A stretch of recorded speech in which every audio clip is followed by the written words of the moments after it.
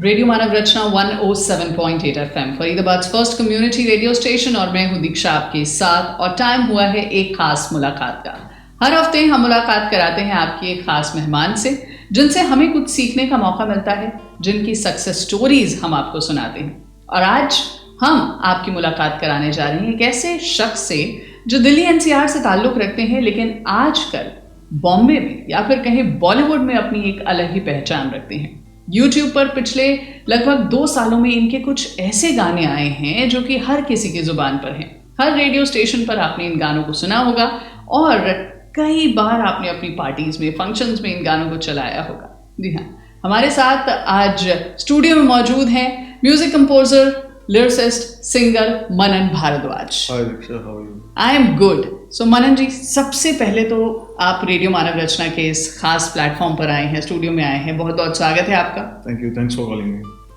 तो मनन जी, सबसे पहले आपसे जानना चाहेंगे म्यूजिक की शुरुआत कैसे हुई, क्योंकि इतना मैं जानती हूँ कि आपकी फैमिली में दूर दराज में कोई म्यूजिक से ताल्लुक नहीं रखता, और फिर धीरे धीरे आपकी जर्नी के बारे में भी जानेंगे, लेकिन म्यूजिक की शुरुआत कैसे हुई? म्यूजिक की शुरुआत बचपन में ही, I was focused, very focused towards cinema. So I was like कि मेरे को कुछ इसी में ही करना है। मेरी फैमिली बहुत ही ज़्यादा एकेडमिकली बहुत एजुकेटेड है। कोई सिविल सर्विसेज में थे, कोई कहीं थे। मेरी मम्मा राइटर थी, एज एन हिंदी की लेक्चरर थी। तो nobody was from the art background. मुझे किसी से इंस्पिरेशन नहीं मिली इसकी, ऑनेस्टली, कि मैंने किसी को देखा और ऐसा लगा। मैं I used to listen Jagjit Singh साहब a lot in my childhood. मैं बहुत ज़्यादा सुनता था उनको। मेरे डैड एक्चुअली सुनते थे, तो उनसे मेरे को वो सुनने की आदत पड़ी। देन 90s के अंदर रहमान साहब का म्यूजिक आया, तो वो कुछ मेरे कानों के लिए अलग था, जो मैंने कभी सुना नहीं था। ऐसा म्यूजिक नहीं सुना था, मेरे कानों के लिए अलग था। तो रहमान साहब एंड जगजीत सिंह साहब, इन्होंने मुझे एक इंस्पायर किया। इनकी साउंड ने मुझे इंस्पायर किया, पोइट्री ने मुझे इंस्पायर किया कि मैं म्यूजिक में ही कुछ करूँगा। तो मुझे अपना एक फील अपने अंदर से एक आया कि नहीं, म्यूजिक ही करना है। मैं एक्चुअली कुछ सोचा नहीं था कि म्यूजिक करना है, प्रोफेशनली करना है। हाँ। मुझे म्यूजिक अच्छा लगता था, मेरे को पढ़ना बिल्कुल, लिखना बिल्कुल अच्छा नहीं लगता था। पढ़ाई नहीं अच्छी लगती। एक पॉइंट पे एक बच्चा होता है जिसको स्पोर्ट्स अच्छे लगते हैं, स्पोर्ट्स हर एक बच्चे को अच्छा लगता है, क्रिकेट खेलना अच्छा लगता है, वो सब चीज़ें। बट मुझे म्यूजिक करना ज़्यादा अच्छा लगता था। धीरे धीरे स्पोर्ट्स की जगह भी म्यूजिक ने ले ली, पढ़ाई की जगह भी म्यूजिक ने ले ली। देन फिर आप एक एज क्रॉस करते थे जहाँ पे आपको पैसे भी कमाने होते हैं, तो वहाँ पे भी हर चीज़ों की जगह मेरी म्यूजिक लेता गया। तो I was lucky. So music किस एज से सीखना शुरू किया? क्योंकि सुनना तो सब शुरू कर चुके होते हैं। मेरे हिसाब से जब सुनना शुरू करता है इंसान, तभी से सीखना शुरू कर देता है। ओके। तो उसके बाद मैंने बहुत सारे गुणीजनों से सीखा। बहुत सारे गुरु हैं मेरे, मैं किसी एक का नाम नहीं ले सकता। बहुत लोगों से सीखा। दिन मैंने दिल्ली में गंधर्व महाविद्यालय से भी सीखा। मैंने वेस्टर्न क्लासिकल म्यूजिक पियानो सीखा। मैंने ट्रिनिटी कॉलेज ऑफ लंदन के ग्रेड्स होते हैं हमारे इंडिया में, मैंने वो भी किया। देन उसके बाद मैंने रहमान साहब के एक शो में सुना था। एक शो चल रहा था उनका टीवी पे, तो उसमें था कि जावेद जाफरी उसको होस्ट कर रहे थे शो को। सो उन्होंने एक क्वेश्चन पूछा रहमान साहब से कि लोग आपके ऊपर ब्लेम करते हैं कि आप कंप्यूटर से म्यूजिक बनाते हैं। अच्छा। तो ये एक उनका वो डायलॉग था, वो मेरे दिमाग में हिट कर गया। I was very young at that time. I was like in 6th or 7th में था मैं। तो मुझे तब पता लगा कंप्यूटर से भी म्यूजिक बनता तो है, अगर बोला है तो बनता तो है, चाहे रहमान साहब बनाते हैं चाहे नहीं बनाते। टेक्नोलॉजी म्यूजिक में ज्यादा आ गई वो है। देन उसके बाद I used to bunk classes. मैं उसके बाद अपना स्कूल बंक करके पालिका बाजार घूम रहा हूँ। मेरे को किसी ने बताया कि नेहरू प्लेस में सीडीज मिलती हैं, वहाँ चले जाओ। मैं सबसे पूछता रहता था, म्यूजिक के सॉफ्टवेयर हैं आपके पास, म्यूजिक के सॉफ्टवेयर हैं आपके पास? मुझे पता ही नहीं था कुछ, क्योंकि उस टाइम पे नेट नहीं था, आप इतना सर्च आउट नहीं कर सकते थे। देन ये भी बहुत प्यारा सा इंसिडेंट है, मैं आपके साथ सबसे फर्स्ट टाइम इसको शेयर कर रहा हूँ कि मैगजीन्स आती थी। मैगजीन्स के साथ होता क्या था, एक सीडी आती थी, सीडी आने लगी थी। तो उसके अंदर एक म्यूजिक सॉफ्टवेयर, एक ऑडासिटी करके एक बहुत छोटा सा सॉफ्टवेयर आता था। वो मुझे पता लगा था कि अच्छा कोई सॉफ्टवेयर है।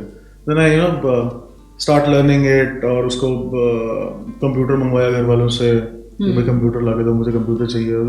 वो सब चीज़ें चलती रही, साइड बाय साइड चलती रही। और हमारे इसके अंदर इंडस्ट्री के अंदर टेक्नोलॉजी बहुत लेट आई है और लेके आए हैं, रिमान साहब भी लेके आए हैं, जितना भी लेके आए हैं, तो वो चीज़ मुझे इंस्पायर करी कि ऑडियो इंजीनियरिंग भी करनी चाहिए। Then I opted for audio engineering. मैंने इंजीनियरिंग करी है, ऑडियो इंजीनियरिंग करी है मुंबई से। तो फिर वो सब चीज़ें उसकी तरीके से ही चलती रही, तो मतलब करना इसी में ही है जो भी करना। मैंने स्टार्टिंग में ऐसा कुछ नहीं सोचा कि मैं इतने पैसे कमाऊँ, इतना तो कमाना चाहिए।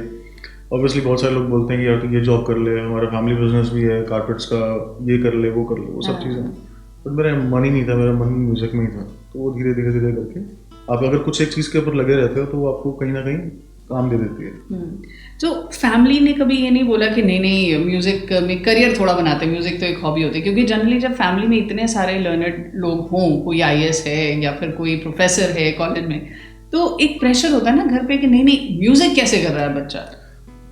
बहुत ज़्यादा प्रेशर था। बट जब घर वालों को पता लग जाता है ना कि नहीं इसके मार्क्स ही नहीं आ रहे हैं, तो घर वाले थोड़ा सा खुला छोड़ देते हैं, भाई तेरे को करना क्या है। चलो एटलीस्ट मेरे डैड को ये था कि ऐसा नहीं है कि आवारा हो गया, बच्चों के घूम रहा है बाहर, रात भर नहीं आ रहा है घर पे, बाइकों पे घूम रहा है, वो नहीं था। मेरे को सारी फैसिलिटीज़ थी, मेरे पेरेंट्स ने मुझे सब दिया था। मैं म्यूज़िक पे था बट उनको दिख रहा था कि हाँ ये म्यूज़िक वगैरह। आफ्टर माई डैड, मेरे डैड के जाने के बाद जब रिस्पॉन्सिबिलिटीज़ मेरे पे आ गई थी, जो तब मुझे थोड़ा सा मुश्किल ज़रूर हुआ, क्योंकि फिर पूरा जितना भी सर्कल था वो सारे यही बोलते थे जॉब कर ले। उस टाइम में कॉल सेंटर्स का बड़ा चलन था, तो कॉल सेंटर में चले जाओ। और कॉलेज के स्टूडेंट्स बहुत ज़्यादा करते थे। तो वो मैंने मेरी फैमिली ने मेरे को सपोर्ट किया, मामा ने, मेरी सिस्टर ने मुझे सपोर्ट किया, तो मैं म्यूज़िक में ही लगा रहा कि कभी ना कभी कुछ ना कुछ तो होगा। मैंने एक्चुअली ये सोचा, जब आपको पता था ना आप इसके अलावा कुछ नहीं कर सकते, मैंने अपने आप को ये समझा दिया था कि दिस इज इट, इसके अलावा आप कुछ नहीं कर सकते। तो बस फिर आपको वही करना है। बिल्कुल, यानी आपने एक ही फील्ड को सिलेक्ट किया और उसी पे ही फोकस किया। और ये बहुत बड़ी बात होती है कि परिवार में सब ऐसे लोग हैं जिनका किताबों से बहुत गहरा रिश्ता है, लेकिन कोई एक इंसान ऐसा जिसे किताबों के अलावा भी बहुत सारी चीज़ों के अलावा भी इंटरेस्ट है म्यूज़िक में, और ये बहुत बड़ी बात होती है। और म्यूज़िक से करियर बनाने के बारे में बहुत कम लोग सोचते हैं, क्योंकि अक्सर क्या होता है कि लोगों के दिमाग में होता है कि हॉबी के लिए बच्चा क्लासेस ले रहा है, अच्छी बात है, लेकिन करियर स्ट्रगल करना, वो भी बॉम्बे जाके, ये एक बहुत बड़ा डिसीजन होता है। ये भी एक मुझे लगता है कि ये भी ना एक अजीब सी मिथ बनाई गई है स्ट्रगल की। हम स्ट्रगल, अगर मैं ये बोलूँ कि मैं इतने पैसे लेके मुंबई गया था, मैं इतनी रातें जाग के काम की थी, मैंने ये किया, मैंने वो किया, स्टोरीज बाद में बन जाती है। This is not struggle. मैं इसको स्ट्रगल नहीं बोलता कभी भी। ये मेहनत है और आपको मेहनत करनी चाहिए। आप किसी भी फील्ड में मेहनत करते हो, आप कभी कोई जॉब करते हो, आप ही मेहनत करते हो, हर कोई मेहनत करता है। और आप अपने हिसाब से मेहनत करोगे, मैं अपने हिसाब से मेहनत करूंगा। और जिस चीज़ में, फॉर एग्जांपल, आप मुझे आज बोल दीजिए कि एक आपको आज किसी क्लास में बच्चों को पढ़ाना है, हाँ। मेरे लिए वो मेहनत इतनी ज़्यादा हो जाएगी, मैं नहीं कर पाऊंगा उसको। वो मेरे लिए उसमें बहुत मेहनत है। हाँ। मैं जो कर रहा हूँ मेरे को मज़ा आ रहा है उसे करने में। मैं म्यूजिक बना रहा हूँ, मैं गाने लिख रहा हूँ, मुझे मज़ा आता है उस चीज़ में। तो वो मेहनत में काउंट होता है, वो स्ट्रगल में काउंट नहीं होता। स्ट्रगल आपका तब होता है जब आप स्ट्रगल में आपको कहूँगा मैं पानी पी रहा हूँ, मैं पानी पीता जा रहा हूँ, प्यास नहीं मिट रही है, क्या करूँ, ये स्ट्रगल है। This is real struggle. बिल्कुल, यानी आपको इंटरेस्ट है, चीज करना चाह रहे हो, आ नहीं रही, हो नहीं रही, हाँ। लेकिन आपको म्यूजिक में इंटरेस्ट था और आपने उसमें मेहनत करी, उसको स्ट्रगल नहीं बोल रहे हैं आप। और मनन जी, अब मैं आपसे जानना चाहती हूँ, आप म्यूजिक में तालीम लेने और टेक्निकली आप सीखने बॉम्बे गए थे और उसके बाद वहीं पे रह गए या वापस आए? एक्चुअली रहा नहीं वहाँ पे। मेरे को कभी भी ऐसा नहीं था कि मेरे को हरियाणा बहुत अच्छा लगता है एक्चुअली। अच्छा। I just love it. मेरे को अपनी माँ के हाथ का खाना और ये सब चीज़ें बहुत ज़्यादा अच्छी लगती हैं। मैं माँ से दूर नहीं रह सकता। तो मैं ऑन एंड ऑफ करता रहता हूँ मुंबई से। मुंबई रहता हूँ, देन यहाँ रहता हूँ, मुंबई रहता हूँ, काम के जिसमें सिलसिले में आप जाते हो। एंड आपकी ना अभी बहुत सारी चीज़ें ऐसी हो गई हैं कि मैं हर एक को इनफैक्ट यही बोलता हूँ कि भीड़ मत बढ़ाओ मुंबई में। हाँ। प्लीज नहीं बढ़ाओ, मत बढ़ाओ, फिर आप उसको स्ट्रगल का नाम दे दोगे। हो क्या रहा है वहां पे, हवा में स्ट्रगल घूम रहा है। आप वहां पे जा रहे हो, आप मुंबई जा रहे हो, वहां पे जाके पार्टीज कर रहे हो, वहां पे जाके आप 4 जनों से और मिल रहे हो, आप एक फ्लैट में बैठ रहे हो, अपने स्ट्रगल के बता रहे हो अपना। आपको बेसिकली क्या होता है ना, आपको कुछ भी आप बताते हैं ना, आपको एग्जैजरेट करके बताने की आदत होती है। हर एक को होती है, मेरे को भी है, हर एक को है। आप बताते हैं मैं तो वहाँ गया था, मेरा ये नहीं हुआ था, वो नहीं हुआ था। आप एक नेगेटिविटी को ट्रांसफर कर रहे हो, वो 4 बातें लगा के आगे बताएगा, वो बातें आगे लगा के बताएगा। जिसके काम नहीं बने अभी तक, वो सारे वहाँ पे इकट्ठे हो जाते हैं। अगर आपको लग रहा है, आप इतने सालों से आप मुंबई, मैंने ऐसे लोग भी देखे हैं जो गए एक्टर बनने थे, गए म्यूजिशियन बनने थे, प्रोफेशन शिफ्ट कर दिया है उन्होंने, वो बैंक में जॉब कर रहे हैं, बॉम्बे में रहे, मुंबई में रहे। दिस इज नॉट स्ट्रगल, आपने फील्ड ही बदल ली, भीड़ बढ़े जा रही है वहाँ पे। तो वो चीज नहीं, आपका आप जहाँ पे आप काम कर रहे हो, जहाँ आप अच्छा काम कर सकते हो। मेरा कल को मन करता है मैं पहाड़ों में जाके अच्छा म्यूजिक बनाऊंगा, मेरे पास एक इंटरनेट कनेक्शन होना चाहिए, I can share my songs. No बिल्कुल, मैं अपना गाने शेयर कर सकता हूँ। उस टाइम की बात अलग थी जब पूरी इंडस्ट्री ही वहीं पे थी। अब आप खुद एक इंडस्ट्री हो, बिल्कुल, आप अपना काम कर सकते हो, आप शेयर करो वहाँ पे, और आपका काम अच्छा है तो वो काम मिलेगा। बिल्कुल, यानी अब वो लाइव ऑर्केस्ट्रा और वो सारा स्टूडियो में बैठकर घंटों जाकर वहाँ पर भीड़ लगाने की जरूरत, वो भी होता है, वो भी हम करते हैं। फॉर एग्जाम्पल मेरा गाना मेरे को फाइनल स्टेज पे लेके जाना है, अब I need to go to Budapest for my this Radhe Shyam के गाने के लिए मेरे को बुडापेस्ट जाना है, मैं वहाँ पे अपना सारा लाइव ऑर्केस्ट्रा रिकॉर्ड कर रहा हूँ। अब मैं चाहे मुंबई में होता तो भी बुडापेस्ट जाना पड़ता, चाहे मैं दिल्ली में होता तो भी बुडापेस्ट जाना पड़ता है ना। तो आपको जहाँ म्यूजिशियन है, अब मुझे मेरी कश्मीरी एक फिल्म है मेरी, उसमें कश्मीरी म्यूजिक है, I go to Kashmir and record it, मैं वहां पे जाके फील भी आती है, एग्जैक्टली मैं वहीं पे जाके उसको रिकॉर्ड करूंगा। तो आपको मुंबई से भी कश्मीरी जाना है, यहाँ से भी कश्मीरी जाना है, तो यहाँ से जाएं। एग्जैक्टली, मतलब वही वाली चीज है कि आपको आप बांधिए मत अपने आप को। अगर मन है मुंबई जाके रहिए, कोई प्रॉब्लम नहीं, बट अगर आपको यही कहना है कि मैं मुंबई जाके स्ट्रगल करके आया हूँ तो मत जाइए। बिल्कुल। और ये तो बात हो गई स्ट्रगल की, लेकिन टी सीरीज की एक बहुत गोल्डन स्टोरी है, मतलब मनन भारद्वाज और टी सीरीज अब बहुत पक्का रिश्ता बन चुका है। हम YouTube पे देखते हैं नए नए गाने आ रहे होते हैं टी सीरीज के, और कभी तुलसी कुमार ने गाया है या दर्शन रावल ने गाया है, और वो गाना किसने बनाया है? मनन भारद्वाज ने, और वो लोगों की जुबान पर है। मतलब मैं आपको बताना चाहूँगी, आपका गाना आया एक वहम, और मैं चंडीगढ़ गई तो वहाँ सेक्टर 17 की मार्केट में जाएं या फिर आप किसी मॉल में जाएं, वहाँ पर वो गाना बजता ही जा रहा था। तो वो इतना पॉपुलर गाना रहा, और रोमांटिक गाने आपके ज्यादा होते हैं। तो ये टी सीरीज वाली स्टोरी कैसी? टी सीरीज एक्चुअली मेरा बहुत एक पुराना सा, इससे एक या तो पता नहीं कह सकते हैं पिछले जन्म का कुछ है शायद। तो टी सीरीज ना एक हरे का ड्रीम होता है। मैं I was in 8th class, और हमारे गुड़गांव से मैं कभी भी ऐसा नहीं था, गुड़गांव से मैं शिव की मूर्ति, आपको पता होगा, तो वो बहुत पुरानी है वहाँ पे, मेरा कभी ऐसा भी नहीं हुआ कि मैं शिव की मूर्ति पे अकेला गया हूँ 9th क्लास के अंदर। So again I bunk the school. मैंने किसी से पूछा नोएडा टी सीरीज कहाँ पे, सबने बताया नोएडा। मैंने कहा यार नोएडा तो बहुत ही पास है, मतलब मुंबई थोड़ा जाना पड़ेगा। सो मेरे फ्रेंड्स ने पूरा, हमने 10-15 दिन लगाए, पूरा बसें वो करी, कौन सी बस जाती है, कैसे पहुंचते हैं वहाँ, पूरा रूट। मेरे साथ 4-5 जने जाने वाले थे। वो धीरे धीरे जब तक वो डेट पास आई, सारे दोस्तों ने कैंसिल कर दिया कि भाई नहीं तू जाना, हम करते हैं ना, बताते हैं, हमने पैसे इकट्ठे करे, वो सारा कुछ करके मैं टी सीरीज गया हूँ। एंड मैं टी सीरीज पहुंचा हूँ, 3 बसें बदली थी, आई गेस मेरे को नाम भी याद नहीं है। तो वो कालिंदी कुंज है ना, वो सब घुमा के, वो फ्लाईओवर मेरे को याद है अभी, वो ऐसे ऐसे घूम घूम के हम जाम में मेरे को वहाँ पे जाके पहुँचा दिया किसी ने, रिक्शा उक्शा करके टी सीरीज के गेट पे चला गया, लक्ष्मी स्टूडियोज जिसे कहते हैं। तो वहाँ पे जाके मैंने गार्ड को, अब मैं क्या बोलूँ, मुझे पता ही नहीं, मैंने तो आज तक किसी घर गया तो बैली बजाई थी, उन्हें पता नहीं कैसे क्या करना है। सो आई वाज लाइक, वहाँ पे गार्ड था, 1-2 गार्ड से मैंने पूछा, मैंने कहा, कहते वो ने बच्चे क्या करना है आपको ऐसे करके। और ऐसा भी नहीं था कि मैं कोई स्ट्रगलर था। आप 8th में थे? मैं 8th में था, 8th या 9th में था, शायद 8th में था। तो गार्ड ने पूछा कि क्या करना है, कहता मेरे को सिंगर बनना है, मुझे अपनी एल्बम निकलवानी है। मैंने उनको, गार्ड को ये बोला। वो गार्ड ने बड़े प्यार से देखा, उसने मुझे अंदर बुलाया, अंदर बेंच पे बिठाया, उसने पानी वानी पिलाया, कहते अच्छा ठीक है, और कैसे फिर क्या, ये सब पूछा, आइडेंटिटी कार्ड और वो सब देखा, पापा का नंबर था वो मेरे से मांगा, एंड डैड को उन्होंने कॉल किया। अच्छा।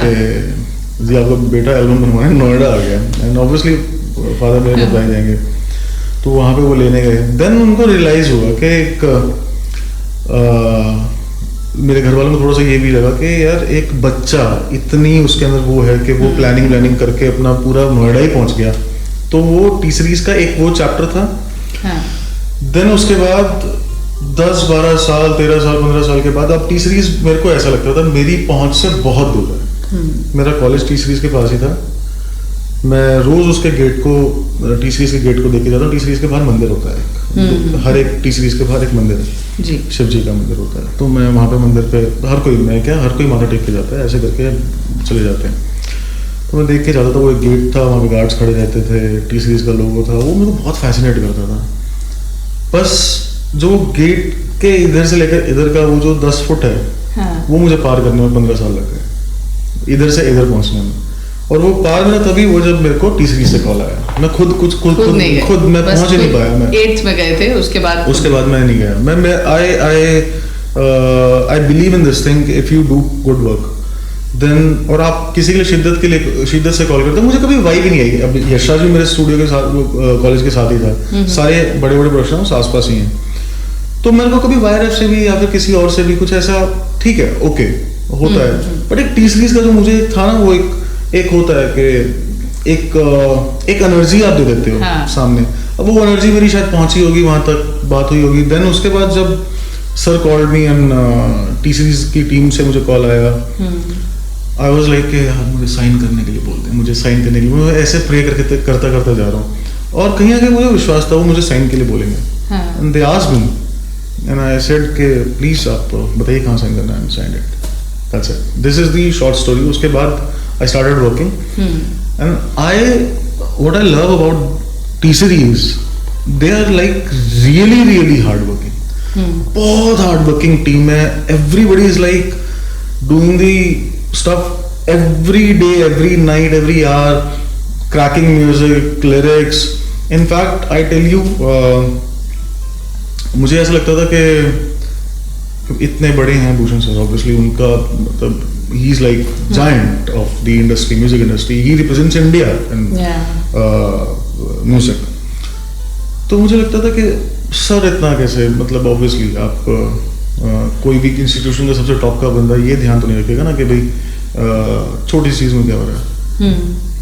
When sir called me and discussed about lyrics, एक वर्ड के बारे में डिस्कस होता है, हम रात को 3-3 बजे भी डिस्कशन करते हैं। Sir do not sleep, I don't know when, वो कब सोते कब मुझे नहीं पता। वो इतने हार्ड वर्किंग है, मतलब I am really inspired by him. मैं बहुत इंस्पायर्ड हूँ भूषण सर से। एंड जब आपका बॉस इतना हार्ड वर्किंग हो ना, देन आपको मजा आता है करने में, और आप सीख भी जाते हैं बहुत सारी चीजें। बहुत कुछ चीजें सीखता हूँ मैं उनसे, बहुत कुछ चीजें सीखता हूँ। मतलब मेरे को बहुत अच्छे से पॉलिश किया टी सीरीज ने, स्पेशली ऑब्वियसली भूषण सर ने बहुत अच्छे से पॉलिश किया उन्होंने। वो देखना, उस चीज को, मेरे गानों को समझना। आज मुझे समझ में आता है कि मैं जो 3 साल पहले बनाता था, नहीं, मैं उससे अच्छी चीजें करने लग गया हूँ। जो ये गाने बनते हैं अभी, मेरे गाने एज अ राइटर भी आएंगे, बहुत सारे गाने एज अ राइटर भी आएंगे, एज अ सिंगर भी आएंगे। वो सब मैं नहीं बना रहा हूँ एक्चुअली। मैं सच बताऊँ तो वो एनर्जी जो भूषण सर है वो बना रहे हैं, वो करवाते हैं वो चीजें। तो जब आप पहली बार भूषण कुमार जी से मिले, क्योंकि जब आप ऐसे कुछ लोगों के नाम जब आपके सामने आते हैं तो मिलना तो लगता है कि हाँ चलिए साइन करने के लिए बुलाया है, जरूरी थोड़ा है कि वो मिलेंगे। तो वो मुलाकात कैसी थी? Just like after signing, then मैंने बस एक बार रिक्वेस्ट करी, जो म्यूजिक टीम है वहाँ पे सर है, मैंने उनको बोला सर मेरे को सर से मिलवा सकते हो मेरे से। तो मैं बोला चलो मैं पूछता हूँ सर हैं ऑफिस में। तो उन्होंने बोला, सर मेरे से मिले। एंड इट वाज लाइक, जैसे होता है ना कि रोशनी सी चमक जाती है आपकी आंखों के आगे, बीपी बढ़ जाता है, पसीने वसीने आने लग जाते हैं। तो उनको देख के ना वैसा एक वो हुआ कि एक अलग एनर्जी है भूषण सर में। जब मैं उनसे मिला, इट वाज लाइक के फॉर मी, देखो हर एक के लिए अलग अलग चीजें हो जाती है। For me it was like one on one with God. तो मैं उनसे बात कर पा रहा हूँ। कई लोग ऐसे होते हैं जो सपना लेके पैदा होते हैं कि मेरे को ये चीजें करनी है लाइफ में, और वो होता करते हैं, वो उम्र निकल जाती है, वो वहां तक पहुंच भी नहीं पाते हैं। तो आई जस्ट रियलाइज कि मैं एटलीस्ट यहाँ तक अब पहुंच गया हूँ। अब आगे काम की बात है। हाँ। अब आगे काम करना है, अच्छे से काम करना है, ईमानदारी से काम करना है, ऑनेस्टी के साथ रिश्ता निभाना है। फिर उसके बाद अपनी चीजें जैसी हैं, जो डेस्टिनी में वो होता रहेगा। बिल्कुल। यानी 8th क्लास में जिस गेट के अंदर आप गए थे, थोड़ी सी अंदर ही गए उस गेट के अंदर प्रॉपर आपको बुलावा आया और एक कॉन्ट्रैक्ट साइन कराया गया, और ये कॉन्ट्रैक्ट आपने टी सीरीज के साथ साइन किया है। और टी सीरीज हैप्पीली साइन किया, मतलब बहुत ही ज्यादा लकीली साइन किया, हैप्पीली साइन किया। आप मेरी सोशल पे भी देखेंगे तो मैं मेरा जो ऊपर लिखा है वो ये लिखा है, luckily and happily owned by T series official. क्या बात है। मतलब अगर आप लोगों को अक्सर अपनी नौकरियों से कई बार शिकायत हो जाती है, लेकिन कई बार बहुत कम ऐसे लोगों से मिलना होता है जो बहुत खुशी खुशी कहते हैं कि हम जो काम कर रहे हैं हम उसमें पूरे तरीके से खुश हैं। सो मनन भारद्वाज हमारे साथ हैं जो टी सीरीज के साथ बहुत खुश हैं, और भूषण कुमार जी के साथ जब इनकी मुलाकात हुई तो वो भी इन्होंने बताया किस तरीके से टी सीरीज के सुपर डुपर हिट गाने एक के बाद एक आ रहे हैं, और उसमें बहुत सारे गाने मनन भारद्वाज के आ रहे हैं। तेरी आंखों में दिखता है प्यार, ये वाला गाना जब आया और मैंने जब पढ़ा मनन भारद्वाज म्यूजिक बाय, मुझे सच में बहुत अच्छा लगा, थैंक यू। क्योंकि ये गाना हमारे रेडियो पे क्या, हर रेडियो पे मुझे लगता है कि दिन में कई बार बजता है। It was like one of the most played song of 2020. बिल्कुल, और इसकी जो पिक्चराइजेशन है वो भी बहुत कमाल की है, मतलब बड़े क्यूट से खूबसूरत से गाने होते हैं ये सारे। सो ऐसे गाने जब आप बनाते हैं तो आप किसी से इंस्पायर होते हैं? क्योंकि इतने रोमांटिक गाने बनाने के लिए भी मुझे लगता है कि इंस्पिरेशन तो चाहिए। एक्चुअली पता है क्या होता है दीक्षा, आप देखो मैं सैड गाने ऐसे बहुत सारे बनाता हूँ। अब ऐसे थोड़ी ना दिल टूटे ही हैं, मेरे तो बहुत सारे मैसेज आते हैं। कई बार मेरे पास कमेंट्स ऐसे आते हैं कि सर मेरी गर्लफ्रेंड नहीं है, बट आपका गाना सुन के लगा मेरा ब्रेकअप हो गया। नहीं, मुझे लगा शायद रॉक स्टार वाली फीलिंग होती होगी कि हाँ ठीक है, दिल टूटेगा तभी सैड गाने बनेंगे। नहीं, ऐसा नहीं होता। मेरे साथ नहीं होता, वो किसी के साथ होता हो पता नहीं, बट मैं कनेक्ट करता हूँ। देखो एक आर्टिस्ट के अंदर ना हजारों तरीके के इंसान बसते हैं, हर इंसान के अंदर हजारों तरीके के इंसान बसते हैं, बट हम उसको क्या होता है, हम बहुत प्रिटेंड करते हैं उन चीज़ों को। मैं आपसे बात कर रहा हूँ, आप मुझसे बात कर रहे हो, आप किसी और से बात कर रहे हो, हर एक से बात करने का आपका तरीका डिफरेंट हो जाता है। बट वो एक आर्टिस्ट जो होता है, एक राइटर जो होता है, एक म्यूजिक डायरेक्टर जो होता है, एक कंपोजर जो होता है, उसको अपने अंदर के जो छुपे हुए इमोशंस हैं उसको निकालना होता है। अब कई बार मैं इसी का बताता हूँ, तेरी आंखों में कंपोज हुआ मुझसे समवेयर अराउंड 4 बजे के आसपास में से मॉर्निंग में ये गाना बना। 4 लाइनें बनी मेरे से, 4 लाइनें बनी। मैंने इमीडिएटली मैंने देखा, मैं देखता हूँ पहले कि सर ऑनलाइन है क्या। सर भी ऑनलाइन थे 5 बजे, पता वो सोए नहीं हुए उस टाइम पे, लॉकडाउन चल रहा था। तो मैंने सर से शेयर किया and sir was like very happy कि यार तो बहुत अच्छा गाना है, इसके ऊपर करते हैं। उसके बाद का जो गाना है मैंने जो बना लिया, उसके बाद का आई वुड से कि एक एक चीज़ सर ने, इनफैक्ट मेरे जो बीच में आलाप आ रहे हैं, मैं जो आलाप गा रहा हूँ, कैसे कहाँ पे किसके वोकल्स आएंगे, वो सारी चीज़ें वो सर कोऑर्डिनेट करते हैं। देन उसके बाद वो सर के हिसाब से हम लोग बनाते हैं। एंड देन फिर उसके बाद हमारा काम एक बार को, चलो ठीक है म्यूजिक हमने ऑडियो पूरा रेडी कर दिया, हमारा काम वहाँ पे हो सकता है एक बार खत्म हो जाए, बट भूषण सर का नहीं खत्म होता, वीडियो पे भी वो करते हैं, है ना। तो वो सारी चीज़ें उनका एक पूरा प्लान होता है कि किस तरीके से क्या चीज़ें करनी है। इसको 2-3 महीने लगे गाने को पूरा फाइनल स्ट्रक्चर बनने में। देन जब मैंने वीडियो देखा, मैं गाना किसी अलग हिसाब से था, तेरी आंखों में दिखता है प्यार मुझे, मेरी आंखों में तुझे दिखता है क्या, मुझे लगा गरबा बरबा होएगा इसमें। अच्छा, म्यूजिक कैसे है उसका? म्यूजिक ऐसे मैं सोच के बोल रहा था गरबा बरबा होएगा इसमें, बड़ा बढ़िया तरीके से कोई फिल्म का ऐसा कुछ होगा। उसमें तो रीयूनियन निकली, और उसमें रीयूनियन निकली एंड उसको जिस तरीके से उन्होंने शूट किया, दैट वाज लाइक मेरा क्योंकि I am into direction also, तो मेरा दिमाग एकदम से वो हो गया कि यार ये तो बहुत ही अच्छा निकल गया। मतलब अगर मैं इसको कनेक्ट करके देखा तो बहुत मजा आ रहा है इसको देखने में। अब उसके बाद ऐसी जब चीज़ देखते हो तो आपको रिस्क भी लगता है कि यार ये चलेगा नहीं चलेगा, बट जैसे ही गाना रिलीज हुआ it was like everywhere, everybody was like कि यार इसको ये तो बहुत अच्छा गाना है, बड़े मैसेजेस हैं, वो सब चीज़ें आई। तो एक गाना बनने के अंदर ना सबकी मेहनत होती है, कोई एक बंदे की मेहनत नहीं है। इसलिए कि ऐसा नहीं है कि मैंने ही गाना बना दिया तो मेरा ही गाना हो गया, नहीं, उसको भेंट कराने के लिए, उसको आगे तक पहुंचाने के लिए हर एक की राय लगती है, बिल्कुल अच्छी लगती है। तो ये तो हो गई गाने की बात। एक खास मुलाकात कर रहे हैं आज हम हमारे खास मेहमान, जाने माने म्यूजिक कंपोजर, सिंगर, लिरिसिस्ट मनन भारद्वाज के साथ, जिनके बहुत से गाने टी सीरीज के साथ हैं और इनके गाने यूट्यूब पर, सोशल मीडिया पर तहलका मचा रहे हैं आज की तारीख में। लेकिन गानों के अलावा मनन भारद्वाज जी फिल्में, और एक ऐसी फिल्म जो हर एक बड़े म्यूजिक डायरेक्टर का आई गेस सपना होती है, जब आपके साथ नाम जुड़ जाता है एक ऐसे एक्टर का जो सिर्फ इंडिया में ही नहीं बल्कि पूरी दुनिया में पॉपुलर हो गया हो, प्रभास के साथ उनकी फिल्म में आप मिथुन के साथ गाने दे रहे हैं, राधे श्याम, जिसका मतलब एक टीजर जो है उस पे भी कितने व्यूज आ रहे हैं, बार, और ना जाने कितने लोगों ने उसको कॉपी करने की कोशिश करी है, बहुत सारे अलग अलग तरीके से, और उसका म्यूजिक आप दे रहे हैं। तो ये कैसे हुआ? Again one fine day I got a call from T series के एक गाना चाहिए हमें, एक सिचुएशन उन्होंने बताई मुझे।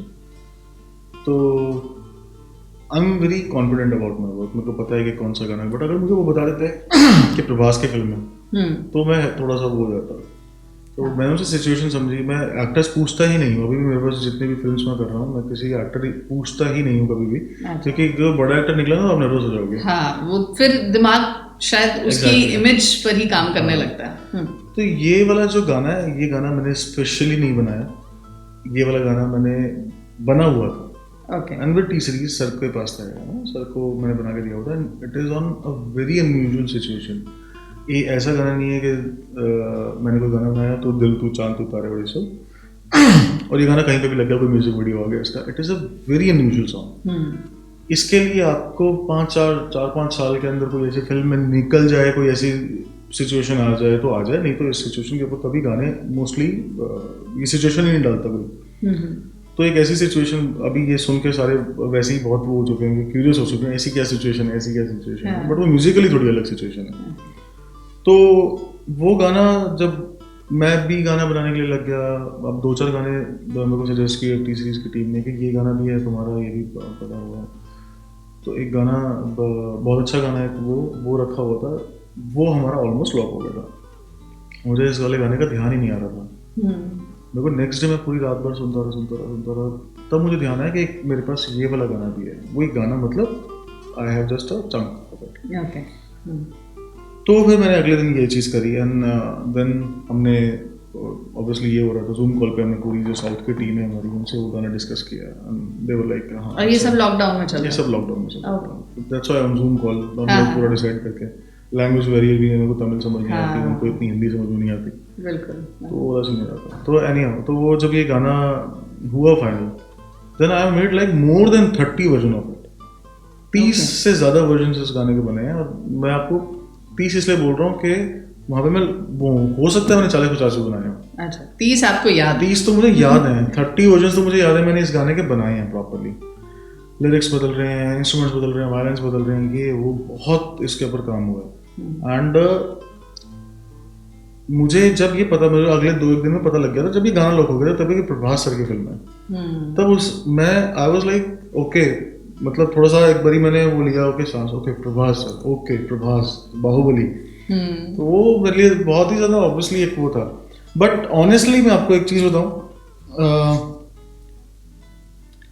विच एवर सॉन्ग, जो भी गाना है, जो इस जैसा भी गाना है, आप अगर उसको अपना सिचुएशन के हिसाब से अगर आप बनाते हो ना उसको, वो आपका बहुत अच्छा जाता है. अब मेरे को खुद इमेजिन नहीं हो पा रहा था कि मैं प्रभास सर के फिर मैंने गाने सुने, बाकी भी गाने सुने, तो उनके हर तरीके के गाने आए. सो इट वाज लाइक कि चलो ठीक है, आपको एक अपॉर्चुनिटी मिली है, आपको एक ब्लेसिंग मिली है, आपको उसका ग्रैटिट्यूड रखना है, आपको वो जिम्मेदारी को अच्छे तरीके से फुलफिल करना है. That was in my mind. और मैंने उसी टाइम अपने आप को समझा लिया था कि इसके 100 वर्जन भी बनाने पड़ेंगे, तो बनाना है तो मेहनत करनी पड़ेगी इस गाने के ऊपर. तो ये चीज़ हो जाती है. एंड अगर कोई फॉर एग्जांपल कोई टीम है, कोई डायरेक्टर है, कोई फिल्म की टीम है जिसको जो मेरी लैंग्वेज समझते हैं, जिनसे मैं बात कर सकता हूँ अच्छे से, जिनसे मैं मिला हूँ, उनको मैं कन्विंस कर सकता हूँ कि ये this is the song, this is, इसको इसके बाद मैं ऐसे कर दूंगा, वैसे कर दूंगा, मैं फ्यूचर बता सकता हूँ. बट उनके साथ तो वो था जो वो बोल रहे हैं मुझे करना ही है. वो सारी वो चीज़ें हो नहीं सकती. वो वाला एक वो था. एंड देन उसके बाद हमारा गाना बहुत अच्छा बन के निकला, बहुत अच्छा बन के निकला. And in fact let me tell you, I am still working on it. अच्छा. डे बाय डे उसके अंदर कुछ ना कुछ. प्रभास के फैंस के हमारे मेरे सोशल मैसेज आते हैं, मेरे मैनेजर्स वगैरह बताते हैं मुझे कि they message you like you know, हमें नहीं पता दिन रात जागो या कुछ करो या कैसे भी करो, आप चाहे कुछ भी करो, हमारी डार्लिंग कहते हैं उनको. अच्छा. उनको साउथ में डार्लिंग कहा जाता है. कि डार्लिंग का गाना हमें सुपर हिट चाहिए. अच्छा. तो ऐसी उनकी इतनी जबरदस्त फैन फॉलोइंग, और मुझे लगता है कि उनसे ज्यादा प्रेशर तो आपको फैंस का है कि फैंस का ज्यादा एक्सपेक्टेशन हो रही है कि गाना जो है वो बहुत बढ़िया आना चाहिए. Exactly. तो ये तो हो गई इस फिल्म की बात, राधे श्याम की बात. लेकिन उसके अलावा भी कुछ फिल्म्स आप कर रहे हैं? I'm doing like by God's grace I'm working on 6-7 projects अभी. और I'm entering into writing. कुछ तो मैं गाने भी ट्राई करूँगा, सिंगिंग भी ट्राई करूँगा. Actually I can't name them अभी बिकॉज कभी अगर नाम बदल गया तो बाद में मेरे को प्रॉब्लम आ जाएगी. फिल्म के नाम भी बदल जाते हैं. कई बार ऐसा हो जाता है, कोई कॉपीराइट का सीन होता है या फिर टाइटल्स का वो होता है. I am doing 6-7 films and सारी कोई अलग अलग फिल्म्स हैं. कोई यूथ की है, कोई किसी सिचुएशन बेस्ड है, कश्मीर बेस्ड एक फिल्म कर रहा हूँ मैं.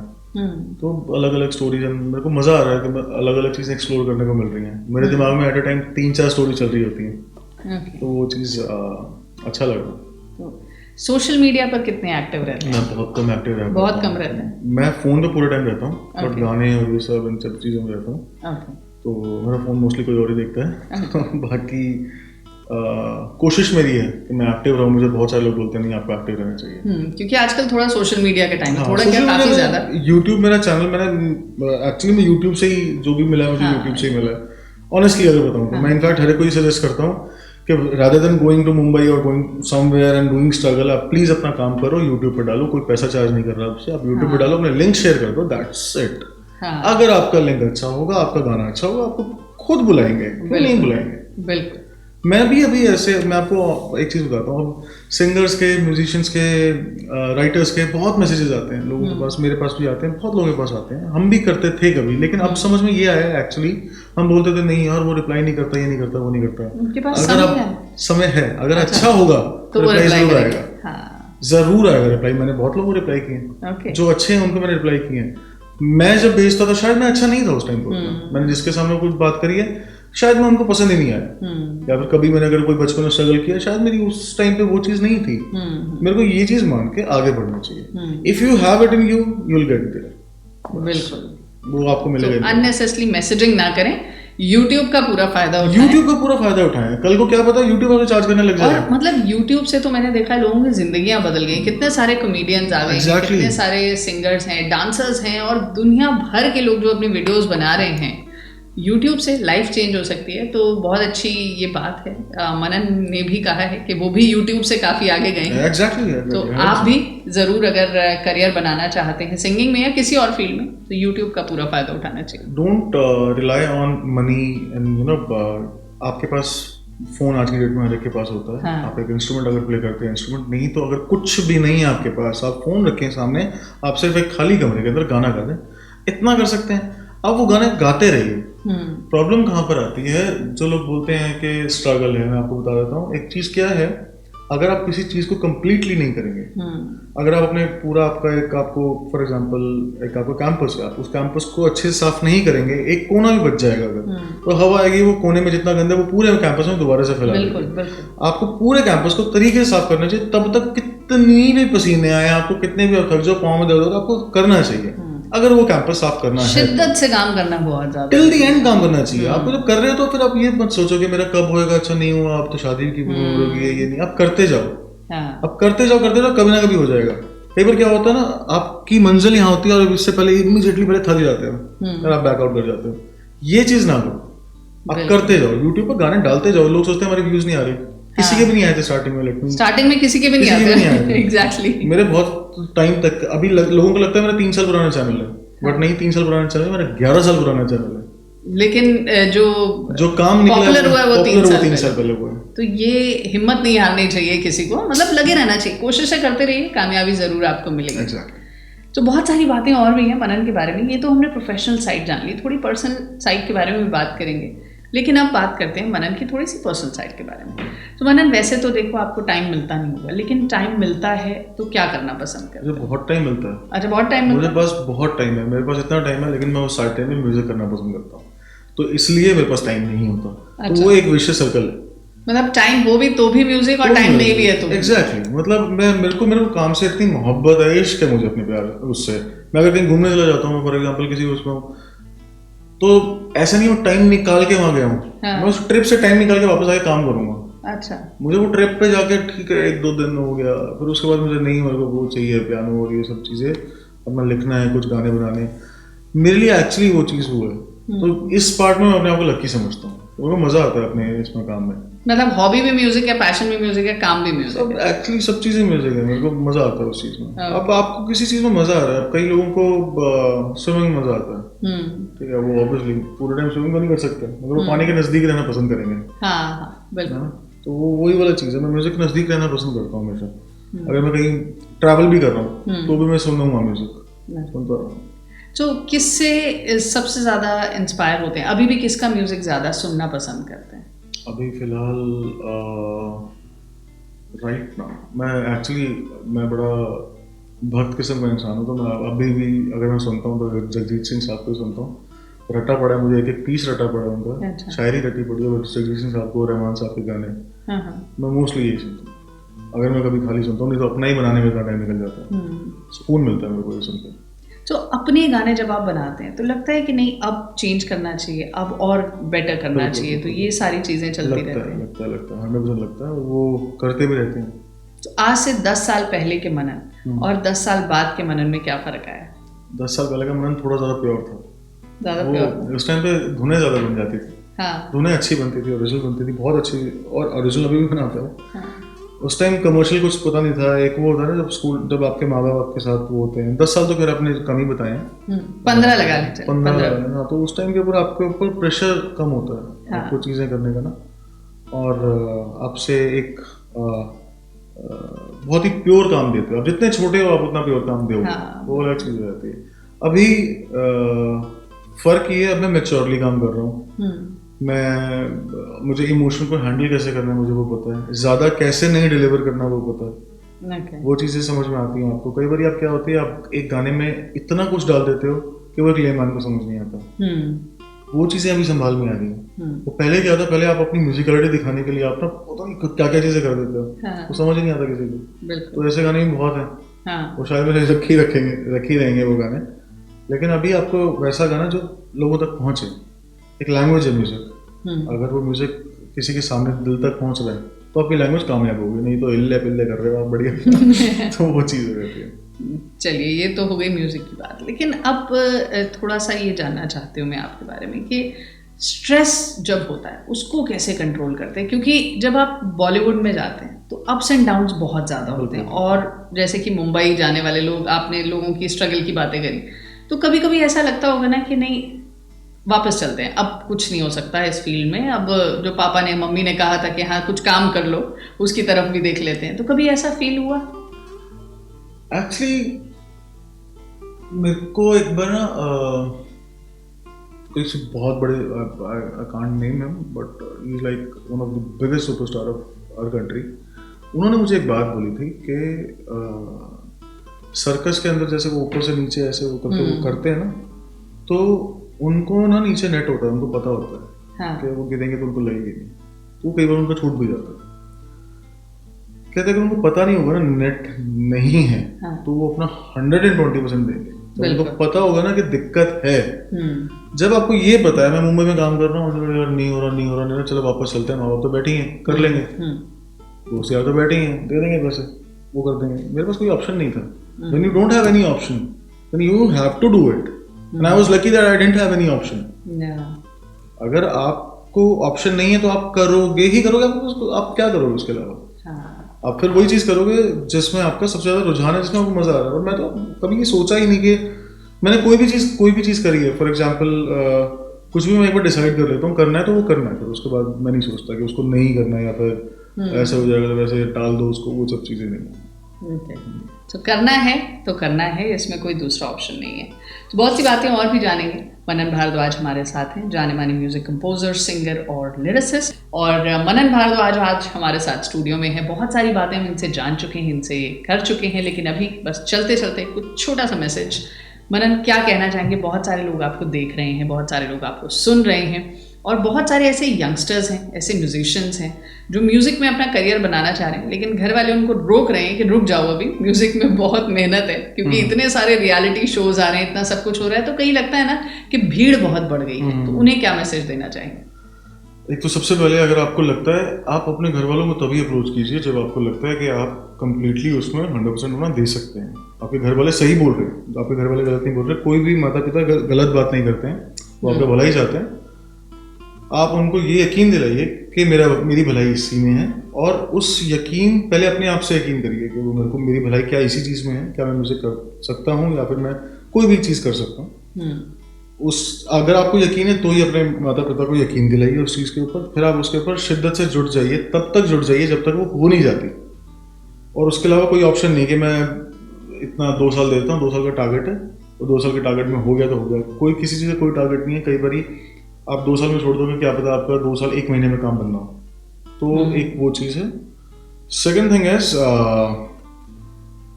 कोई भी काम अगर आप करते हैं, अगर आप म्यूजिक में आ भी जाते हैं तो गलत का साथ मत दीजिए। गलत का साथ ऐसा, अगर आपको कोई गाना ऐसा लग रहा है, कोई आपके सामने सिंगर गा रहा है और वो सिंगर गलत गा रहा है, तो उसको ज़बरदस्ती वाह मत कीजिए। मैंने अभी थोड़े दिन पहले एक स्टेटस डाला था क्योंकि मैं थक चुका हूँ एक्चुअली, मैं बड़ा टायर्ड हूँ।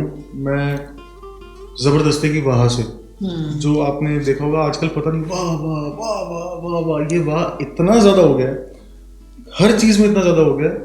आपके फ्रेंड्स तक आपको नहीं बताते हैं, आपके आपके जो क्लोज वंस हैं, आप ये मत सोचिए कि आपके ताकि कोई बुरा ना मान जाए। आप ये मत सोचिए कि उनको बुरा लगेगा या बुरा मान जाएंगे। अगर वो बुरा मानते हैं तो नुकसान उनका है। आप प्लीज़ इम्प्रेस करने के लिए नहीं, एक्सप्रेस करने के लिए म्यूजिक कीजिए और इस चीज़ को अच्छे तरीके से करिए, सच्चाई के साथ चलिए। अच्छा है तो अच्छा बोलिए, बुरा है तो बुरा बोलिए। एक वाह और एक आह, इन दोनों की वैल्यू होनी चाहिए आपकी लाइफ में। अगर आपकी वाह निकलनी है तो आप 4 जने नहीं भी बैठे तो भी वाह निकलनी चाहिए। वो आपको सुन के वाह वाह निकल, हम क्या दिखाने के लिए लोगों को वाह कर रहे हैं, हम वो चीज़ गलत हो रही है। बिल्कुल बिल्कुल। आप वही गाना आप अकेले बैठ के सुनना और अगर आपके दिल से वाह ऐसे निकलता है तो वो चीज़ आपको उस चीज़ में मजा आएगा। बिल्कुल, यानी अगर किसी की कमी है तो उसको बता देना चाहिए, खुद की भी कमी आप अपने आप को बताते चलिए। बिल्कुल। अगर आप कमियां नहीं देखेंगे तो आप अच्छाइयां तो बिल्कुल ही नहीं देख पाएंगे। बिल्कुल, कमियां देखिए और कमियों को पहचानिए और उन्हें बताइए भी, चाहे वो खुद की हो चाहे वो दूसरे की हो। एग्जैक्टली। तो मनन, थैंक यू सो मच, आप हमारे स्टूडियो में आए और एक खास मुलाकात आपने आज हमारे साथ करी है। और हमारे बहुत सारे लिसनर्स आपको बहुत समय से सुनना चाह रहे थे क्योंकि दिन भर आपके गाने हमारे रेडियो पर चलते रहते हैं और वो सारे सुपरहिट गाने हैं। हम उम्मीद करते हैं आगे आने वाले जो गाने हैं आपके वो भी सुपर डुपर हिट हों और आपकी फिल्में भी बहुत ब्लॉकबस्टर हों। Thank you so much for coming. तो एक खास मुलाकात में आज हमने मुलाकात की मनन भारद्वाज के साथ, जाने माने म्यूजिक कंपोजर, सिंगर और लिरिसिस्ट। और इनकी बहुत सी बॉलीवुड फिल्म्स आ रही हैं जिनके बारे में इन्होंने जिक्र किया, जिनमें से एक बहुत ही चर्चित फिल्म है राधे श्याम, जिसमें है प्रभास। जी हाँ, दी प्रभास, जिनकी दुनिया भर में बहुत ज़बरदस्त फैन फॉलोइंग है। मिथुन के साथ ही म्यूज़िक दे रहे हैं उसमें, और भी इनके बहुत सारे गाने हैं जो टी सीरीज़ पर आपको दिख जाएंगे। तो आप ये गाने एंजॉय करते रहिए और अभी फिलहाल एक खास मुलाकात में मुझे यानी दीक्षा को दीजिए इजाज़त और सुनते रहिए रेडियो मानव रचना 107.8 FM।